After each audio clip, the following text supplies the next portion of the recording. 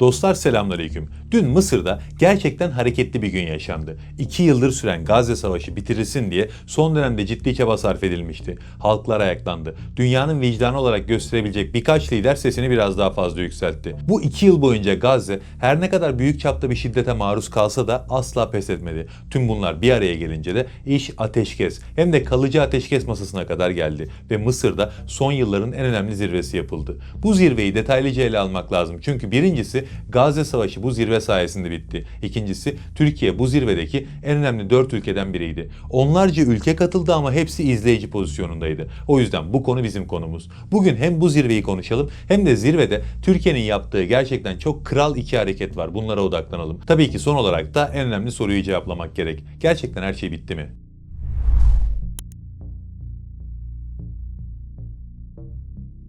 Dün Mısır'da Gazze zirvesi yapıldı. Bu zirvenin amacı İsrail'in Gazze'de uyguladığı vahşeti sona erdirmek. Haliyle eldeki en iyi seçenek olduğu için neresinden bakarsanız bakın bu zirve önemli bir zirveydi. Yani bana derseniz ki Mısır'daki zirveyle ilgili bakışın olumlu mu olumsuz mu? Elbette olumlu. Çünkü bugün Gazze'de insanların tepesine bomba yağmadı. Benim ilk önce bakacağım nokta her zaman budur. Keyfimi kaçıran kısımlar var mıydı? Evet vardı. Onu en son konuşuruz. Önce güzel şeyleri konuşalım istiyorum. Benim bu zirvede özellikle 3 şey çok hoşuma gitti. Birincisi zirveyle birlikte barışın sağlanması, daha doğrusu soykırımın sonlandırılması oldu. Zirveye çok fazla lider katıldı ama onlar genel olarak izleyiciydi. Oraya gelmeleri çok önemli değildi. Zirvede 4 liderin ağırlığı vardı. Zaten bildiriye de bu 4 lider imza attı. Biri Cumhurbaşkanı Erdoğan'dı, ikincisi ABD Başkanı Trump, üçüncüsü Katar Emiri Şeyh Temim ve dördüncüsü de Mısır Cumhurbaşkanı Sisi. Bu 4 lider bildiriyi imzaladılar. Aklınızdan illaki şöyle bir şey de geçmiştir. Buradaki bildiriye ne kadar güvenilebilir? Bu soru herkesin aklını kurcalıyor. Yani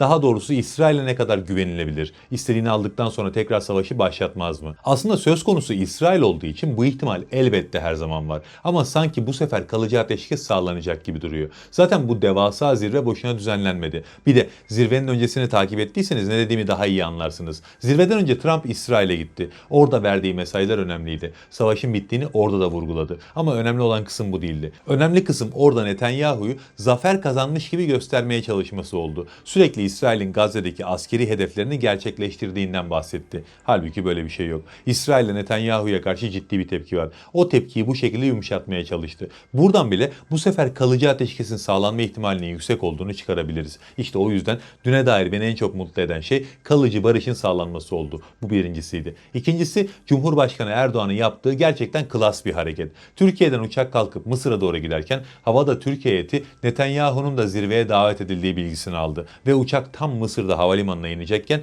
bir anda tekrar havalandı. Mısır'la hızlıca iletişime geçildi ve eğer Netanyahu gelecekse uçağın Ankara'ya döneceği ve Türkiye'nin zirveye katılmayacağı bildirildi. Bunun üzerine Netanyahu'nun zirveye katılma planları iptal oldu. Bu görüşmeler yapılırken Türkiye'nin uçağı da Kızıldeniz üzerinde beklemeye geçmişti. Bu arada bunu da Türkiye'den değil İsrail medyasından öğrendik. Bu hareket iki açıdan çok önemliydi. Birincisi ABD'nin hayali Netanyahu'yu yeniden dünyaya kabul ettirmekti. Eğer buraya gelebilseydi çok sağlam bir PR çalışması yapılmış olacaktı. İkincisi de Türkiye bu şekilde garantörü olduğu Hamas'ın konumunu da korumaya almış oldu. Eğer buraya İsrail katılıp da Hamas katılmasaydı hoş bir görüntü olmayacaktı. Türkiye Netanyahu'nun katılımını engelleyerek bir yandan da Netanyahu'ya ABD olmazsa adam yerine konulmayacağını hatırlatmış oldu. Bu konu medyada bir iki haberle geçiştirildi ama gerçekten dünün esas bombalarından biriydi. İmzalanan bildiri kadar önemliydi. Üçüncüsü de yine aynı şekilde Cumhurbaşkanı Erdoğan'ın yaptığı klas bir hareketti. Canlı yayın başladığında ben biraz geç açtım. Yani baştan itibaren izlemedim. Ben açtığımda ABD Başkanı Trump konuşmasını yapıyordu ve çok ilginç bir görüntü vardı.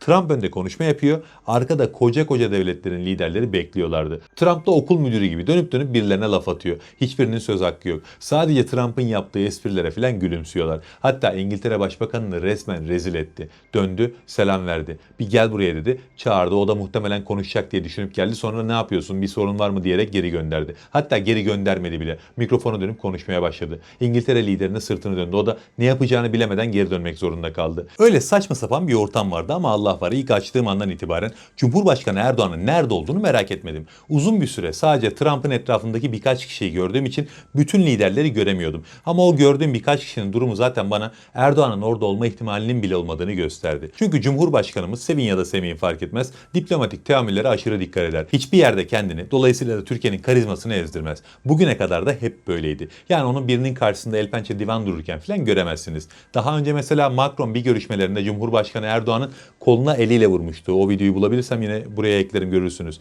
Hani samimiyet göstergesidir ama diplomaside o bir de üstün olduğunu vurgulamaktır. Birçok lider o an hemen karşılığını vermeyi düşünemez ama Erdoğan hemen onun dokunduğu yerin daha üstünde bir pozisyona, omzuna doğru aynı hareketi yaptı. Yani bu konularda anlık reaksiyonları çok başarılıdır. O yüzden burada da ayakta durma ihtimali aklıma bile gelmedi. Zaten sonrasında görüntü genişleyince onun olmadığını gördüm. Koca koca devletlerin liderleri Trump'ın arkasına dizilmiş müstemleke valileri gibi ağzının içine bakıyor. O esnada Cumhurbaşkanımız heyetiyle birlikte karşıda oturuyor ve bu hareketi aslında sadece bizim değil, karşısındaki rakibinin, hatta daha doğru ifadeyle düşmanının bile saygısını topluyor. Trump'ın arkasındaki liderlere hitap ederkenki ifadelerine bakın, bir de Cumhurbaşkanı Erdoğan'a hitap ederkenki ifadelerine bakın. Yani kısacası bu da gerçekten kral bir hareketti. Ülkemin Cumhurbaşkanını Trump'ın arkasında öyle dikilirken görmediğim için inanılmaz mutluyum. Cumhurbaşkanımız kim olursa olsun bu geçerli olurdu. Bunların dışında da zirvede çok özel detaylar yoktu. Trump geldi, şovunu yaptı ve gitti. Bizim için önemli olan kısım şu an savaşın bitmiş olması. İnsanların bir şekilde tepelerinde gezen savaş uçaklarından kurtulmuş olması.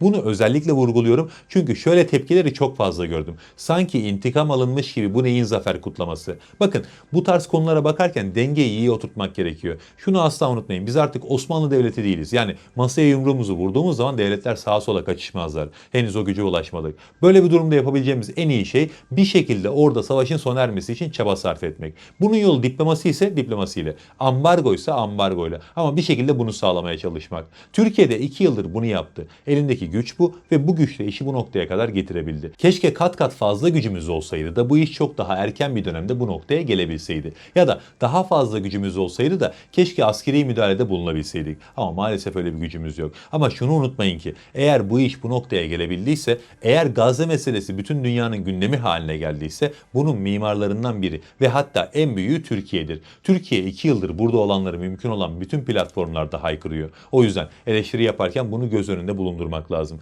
Eldeki imkanlarla yapılabilenin yapıldığını unutmamak lazım. Ama derseniz ki sen çok mutlu musun ya da sence Mısır'da bir zafer mi kazanıldı? Ben burada yaşananları bir zafer olarak da görmüyorum. Gelinen nokta benim de ağrıma gidiyor. Bunca vahşet yaşandı ve yapanların yanına kar kalacak. Yapanlar bugün bedel ödemeyecekler. Bir gün ödeyecekler ama bugün ödemeyecekler. Bu elbette benim de hoşuma gitmedi. Elbette ben de bedel isterdim ama dediğim gibi meseleyi duygusal pencereden yorumlarsak hata yaparız. Hayatın gerçekleri var ve bu gerçekler dün yapılabilenin en iyisinin yapıldığını bize gösteriyor. İnşallah Türkiye çok daha iyi noktalara gelir de bir daha böyle şeyler yaşanmaz. Hatta bugüne kadar yaşananların bile tek tek bedeli ödetilir. Allah'a emanet olun.